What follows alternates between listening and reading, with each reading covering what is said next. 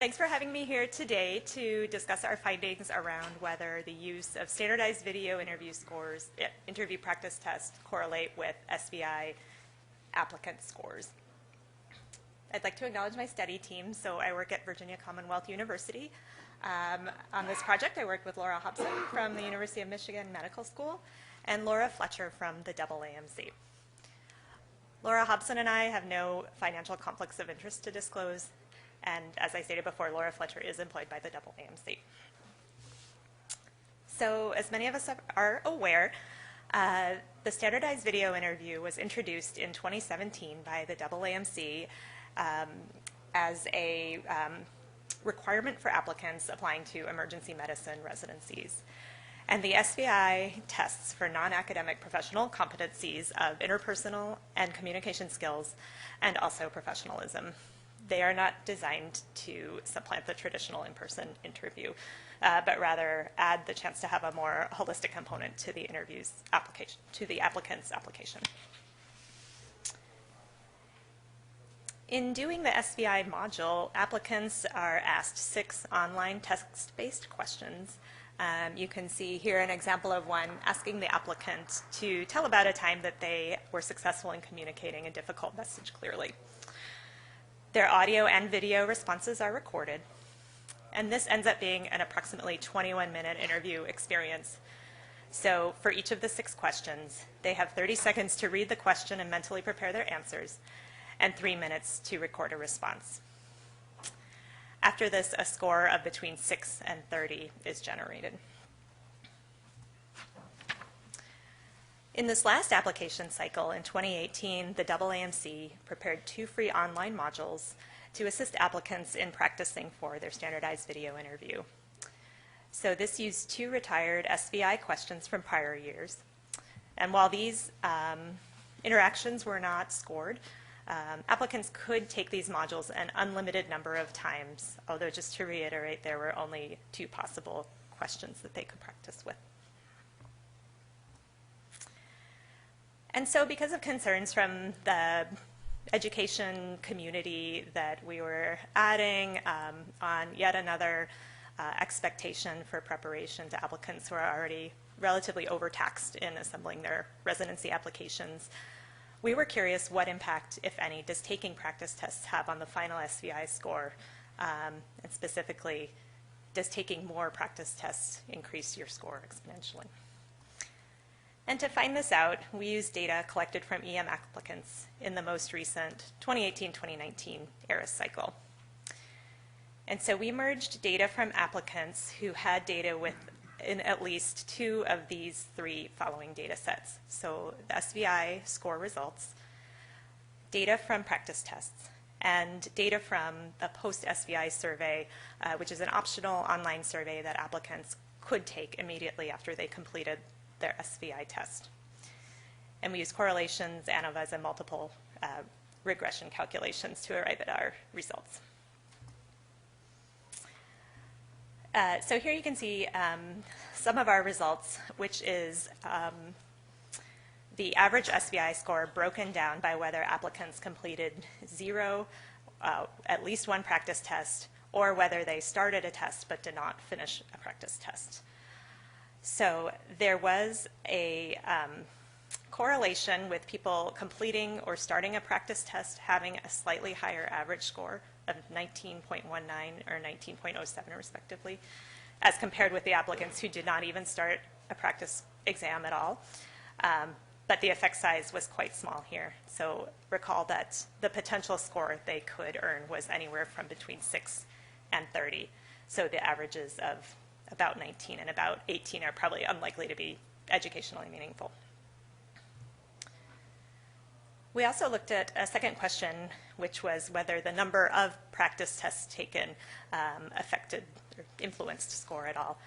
And we also found that there was no significant difference in SVI score here between people who took 1, 2, 3, or even 4 or more practice tests. The average SVI scores were all around 19 for these folks. We did see that the SVI score was significantly related to using other forms of SVI practice, and this is data we collected from the survey. So some examples of other ways that applicants reported preparing were studying interview questions related to the assessed competencies, reading the AAMC's preparation guide, and or rehearsing responses to hypothetical questions. The self-reported number of different types of preparation methods did predict the SVI score above and beyond just the number of practice tests completed, but this was also a very small in magnitude effect. So in conclusion, we discovered through our study that completion of multiple practice tests does not necessarily improve the SVI score, and that the SVI score is more likely to be improved by overall knowledge of and preparation for general SVI content. And so I think the key takeaway for those of us who advise students is that a good way to prepare for the SVI is to be comfortable and familiar with the SVI process. Thank you, and I'm happy to entertain questions. Yes? Where you did find the positive difference preparation, was there a score difference there? Like with those that didn't prepare were 16 and those that... Oh, this graph? No, you said there were your positive findings. You said there was a difference, but I wasn't sure. Between the number of tests they practiced? Was there an average score of those who didn't do any type of preparation at all? Yes, so that was about 18, and so there was a small statistic significance, but it was... Read about the exam itself. We don't know if they did or did, that was a lot of negatives. They may have used some of the other suite of preparation materials like the readings that AAMC provides, but the green box depicts folks who did not even start a practice test. Does that make sense? Right. And so their average score was 18.57. Right. Any other thoughts? I know our institution's obviously very anxious about this, as I think everyone is. Do you, I mean, one of the things that we've done is create a sort of area where they can practice not with the AAMC material, but our own. So it is a, truly whitewashed wall where they can sit and not have anything distracting behind them, and provided actual feedback. Do you think that is a meaningful, I mean, obviously based on what you saw, but what do you think that's a useful tool, or are we wasting a ton of time doing it?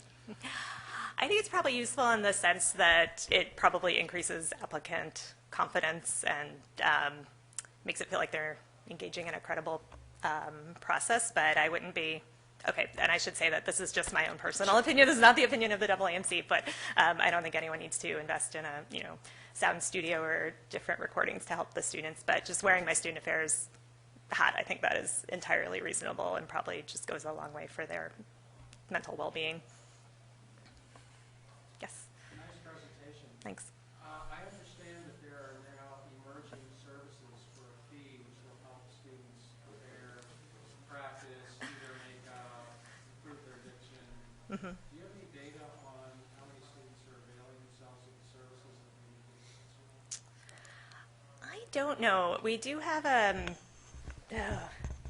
I may have to follow up with you afterwards about this. We have a publication that is in Press and Academic Medicine, so it should come out in a couple of months, that report our applicant reactions over the past 2 years, and I'm not sure if that was an option that we investigated.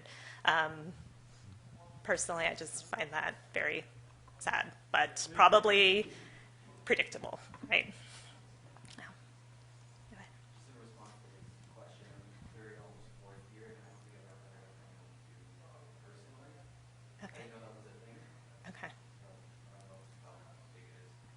Okay, that's great.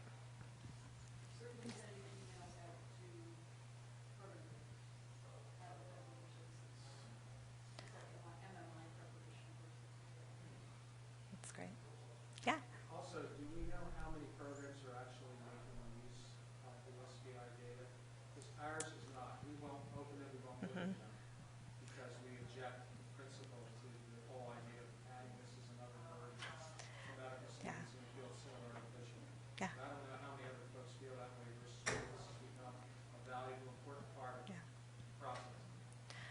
So fair enough, I respect your opinion. There is a paper that just came out within the last month, also in academic medicine, that describes the program director's responses and use of the SVI. Laura, do you know the data of how many reported using it?